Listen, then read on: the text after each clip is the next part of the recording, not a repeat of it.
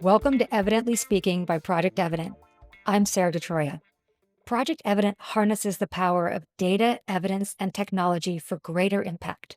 Evidently Speaking explores the stories core to this mission and highlights the insights and successes of nonprofit practitioners and our partners.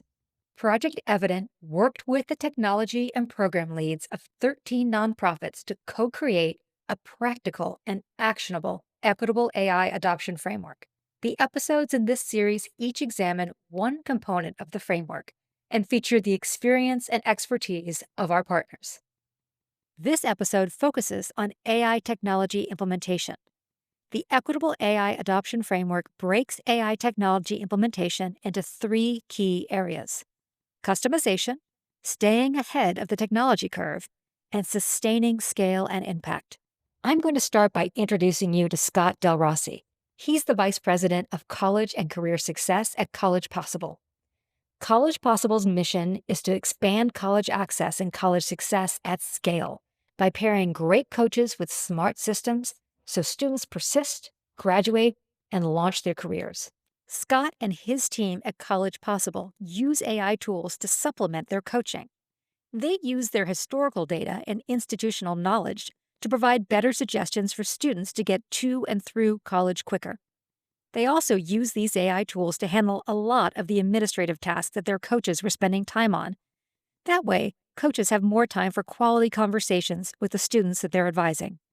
When it comes to AI technology implementation, Scott says he's both optimistic and cautious. There's a lot of optimism around these tools. If deployed right, and if we do this right, it does actually begin to present itself as a solution for some of the long-held challenges in our space, which is, how do you perform and execute a program intervention at scale? And so for the longest time, it's around people drive that. But now we can see that technology can augment or supplement or replace a lot of those functions so that the humans can focus on the most important topics. And so seeing that as a path, it just gives us a lot of optimism. On the other end of the spectrum, I think we're also just really cautious because we're program people and the humans have held that intervention for so long. We don't want something that the student interacts with in our program to lead to lifelong debt, and especially lifelong debt without a college degree. And so we do really take serious the work that we're doing around with the AI bots so that we're not leading the student in the wrong direction. AI technology implementation is like introducing a new instrument into an orchestra. The instrument itself might be powerful, but it only creates real harmony when it's tuned correctly. And tuning correctly, that's the art of customization. Scott and his team at College Possible have been implementing a commercial AI product that they've customized to better support college students and advisors. Scott's going to talk about two different types of customization: RAG and prompting. Prompting, it's like phoning a friend on a game show. It's like asking your wicked smart friend a question, and they can just answer you right off the top of their head. RAG, or retrieval augmented generation, it's like that same friend, but now they can quickly flip through a series of books or notes while answering you. Basically, RAG is a fancy way of saying, look it up, then answer me. We do use a commercial product, and we have taken efforts to begin to really customize it for the population of students that we serve. We have more than a decade's worth of data in the system already. But what we needed to do was take all the curriculum that we were training the coaches on how to deliver. We needed to end up actually importing that or migrating that into this product or this platform so that students and coaches then have access to it. We're trying to really embed our institutional knowledge every day with every interaction with between coaches and students into the system as learning. We have so many different workflows that we're trying to integrate AI. So we have use cases for both RAG or prompt building. I would say on our student side, we lean more into the RAG approach, primarily because we understand from just working with our coaches that the situations and the challenges that a lot of our college students come into are really varied, and are really complicated. And so it's hard to just build a set of prompts that say, if a student asks this or has this problem, then you need to do that. Because that's not how we train our coaches. We train our coaches to say, if a student says, like, I lost my financial aid, like, the next question to ask is, like, why did you lose your financial aid? Oh, it's because I got below a 2.0 on my GPA, or 2.0, and I lost my financial aid. Well, why'd you get 2.0? And so, like, we train our coaches to do that. And so we recognize that it would almost be impossible to build enough prompts to kind of fully cover the variety of situations and the complexity of the situations that our students came into. And so the RAG kind of builder helps us address that in a little bit more easy fashion, because we're just providing the context. It's the student has this situation, that situation, this. What's the best path forward? And then that, the bot is pulling from our knowledge library across those, three, four, five different knowledge articles to create that response. And so, in that in that specific use case, that approach really was the best one for us. In other cases around our like milestones, if a student's at a certain point in their college journey, we do want it to say, you should look at this material, or you should look at this article, you should watch this video. So in other cases, we are just using kind of prompts, and creating those prompts around very specific actions that we need students to take. Not every nonprofit has access to the staff or resources to customize an AI tool. In those cases, an off the shelf solution might be the best option. Adrian Mims, he's the founder and the CEO of the Calculus Project, and they were able to find an education technology company looking for a nonprofit partnership to help improve their product.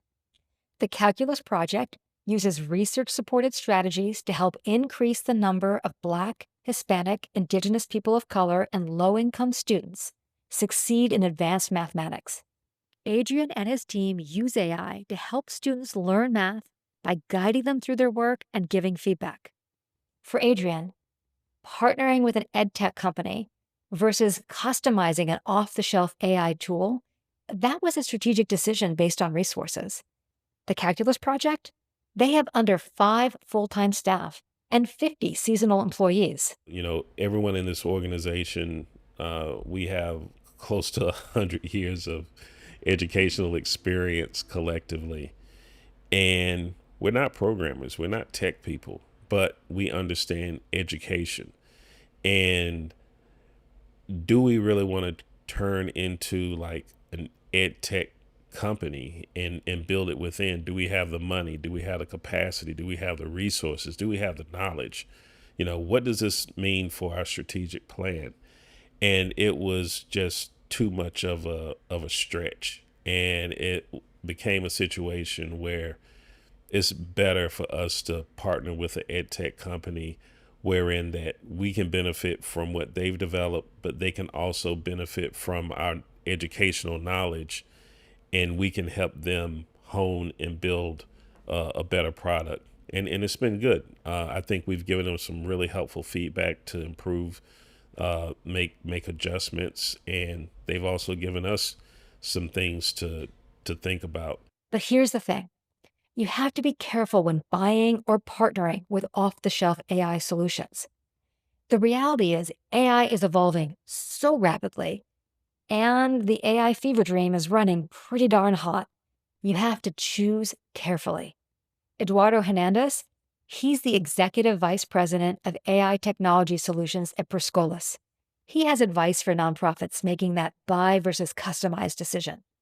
Scholas is a national nonprofit that opens doors to technology careers for people who've been traditionally left out of the industry. They provide tuition-free training and connect graduates with employers who need their skills. Eduardo and his team have utilized AI for many different areas of their program model. One example is they've built an AI assistant tool that helps learners with assignments, certification prep, and confidence building.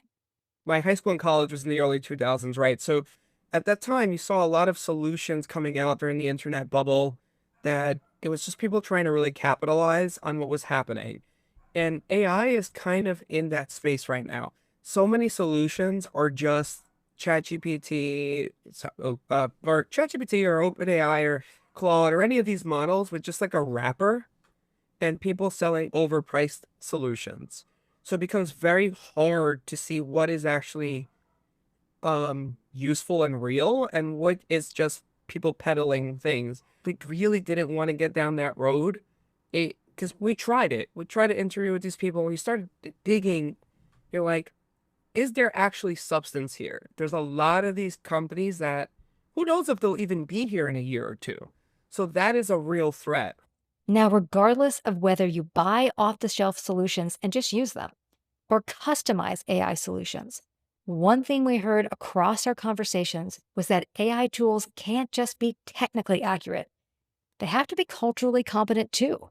Here's Eduardo of Scholas. For Scholas, cultural responsiveness starts with remembering who we serve, which is adults from diverse racial, ethnic, and socioeconomic backgrounds who are trying to break into tech.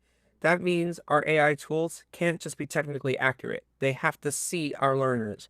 So with Resume Boost, our resume improvement tool, we first noticed that the AI didn't value work history outside of tech. So if someone worked in retail or hospitality, it struggled translating that experience into transferable skills like customer service, problem solving, and teamwork. What we did is we built out our own RAG to train the model to actually adhere to our own ethos here. So now, as Resume Boost is actually working, it is doing this. It is actually translating those skills into a way that really highlights the population that we serve and how those skills can be applied to technology. And to us, this meant sending a powerful signal, like your background matters and it's an asset. Also, with our Azari Study Buddy and our interview coach feature, we really wanted to meet learners where they are. And, one of the things that we first saw was languages. We serve people from really distinct backgrounds, whether they speak Spanish, Haitian Creole, so many different languages that are out there. So our tool, Azari, actually supports learners in over 100 languages, which is critical for those who English isn't their first language. It actually creates a safe space for them to practice, learn, and ask questions without fear of being understood. We actually thought part of cultural responsiveness really empowered learners and validates their living experience and creates an inclusive pathway into tech. Now, I'm going to speak a little bit more on that. So this is an actual user story. And the way we're able to see this is on our back end, we can see the way prompts are being used. So one that stood out to me was a learner actually practicing a technical question in Spanish. They were able to ask the questions clearly and get their answers back. And then it gave them confidence to engage more fully in class. For us, that's cultural responsiveness in action, meeting learners in their own language and making AI feel like it was built for them. For Scott and his team at College Possible, they approach training their AI tools to be culturally responsive the same way they would train an employee. We do want to make sure that one, the content that they're pulling from is addressing the specific demographic of students that we're working with. And so again, we imported our curriculum into the system to be that knowledge library. And that's something that we've researched and developed now for 25 years. So we felt very comfortable with what was there. And then of course, we're constantly testing and iterating on the responses from the different tools internally on the administrative side, just to make sure that it's getting the proper responses. And then we're training it if we're finding that it's not producing the right responses that we expect it to. And then finally, we're constantly testing once it's in kind of that pilot phase. So both with our students and our coaches. And so we're, if they're every interaction with a student, it asks does this answer your question or was this appropriate? And so giving the student the opportunity to say no, this was wrong, or this, was not interacted with me in an inappropriate manner. Once you've implemented AI, you're all done, right? Not exactly. You see, AI is evolving so rapidly, you need to stay ahead of the technology curve. And that means you might need to build some recess into your day. And by recess, I mean time to play, time to experiment. Now, even though Adrian has a small team, remember, he has less than 5 people, a little bit of play, that's what's keeping the calculus project in the game. AI is very new, first of all, and it's changing rapidly. And because it's changing rapidly, um, it's there are always new and innovative ways of implementing it. I always think about Blockbuster Video. I'm dating myself, and I love going to Blockbuster Video, but the one thing about Blockbuster Video, they just were happy with just being Blockbuster Video, and they weren't tapping into technology. Then when streaming came, Netflix, they had the DVDs and they invested in the streaming, and now Netflix is alive and well and doing it, doing really well, right? They're constantly growing and being innovative, and it all centers around technology. And so I say this, to the people in my organization, we're not going to be Blockbuster Video. We have to understand that technology is a huge part of this education industry. Play is integrated in work, wherein that we'll try something new and say, hey, this new tool was added to this particular product or whatever. You're playing around with this technology, but and it's one of those things where, because we're so small, we have to be very careful not to spread ourselves so thin. So even if you're a small team, play matters when it comes to technology and innovation. For Eduardo of Scholas and Scott of College Possible, both of whom are customizing AI, play and experimentation, it's an essential part of the job. Here's Eduardo. We subscribe to newsletters that tell us all about the new features that are coming out. And then we try to see, hey, can we incorporate that feature into this particular thing we're doing? And how does it enhance it? So I would say, if you want to talk about a week, my philosophy is that we have one day or 20% of playtime. Well, playtime sounds play and innovation, where we're actually trying out things, so that we can keep staying creative. And I think with AI, you almost have to have that innovation, because by the time you roll something out, something else may have already either enhanced it. And a clear example is the language. When we were talking about the Study Buddy, when we first started it, it only supported English. And then we saw that it was going to, a patch note came out, oh, we have access to 100 languages. And we were immediately like, hey, let's throw that in there. Let's try it out. And our learners loved it. Zari, our Study Buddy, and our resume boost, that is a result of our play. That was a result of having time to innovate and actually play around with tools and see value to our longer strategic vision. So the way that my team is being formed now is to have this ability. So just to give you a little bit of context, we're going to have stand-up meetings pretty much every day. And one of the days is about, what did you hear new about AI this week? Scott of College Possible, he talks about play and encouraging experimentation. For me personally, in trying to either, keep up with the trends or stay ahead of the trends, I think it just has required me to just keep this curiosity hat on at all times, or new learner hat on at all times. Yeah, I paid attention to other orgs in our space that are looking at this work and seeing how they're applying these different tools and technology. But it's also been really important for me to pay attention to other fields and industries that are using these tools in different ways, because they're often the ones that kind of give you some of these oh, that's actually a really novel and new usage of how this technology might apply to our space. Iterate and pilot as much as you can before launching it to the broader population. Like all things with technology, things aren't going to work the way you thought they were the first time you do it. And the quickest way to figure that out is to get something out to people, and let them begin to interact with it and break it.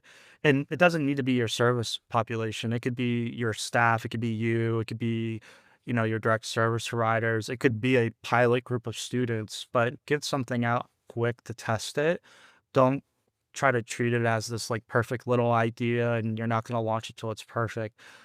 Because it'll never be perfect until you get some of that feedback. And I just think that's so important to really getting a tool that sticks with the population, is just getting it to the population and getting their feedback so that you can learn how to iterate on it.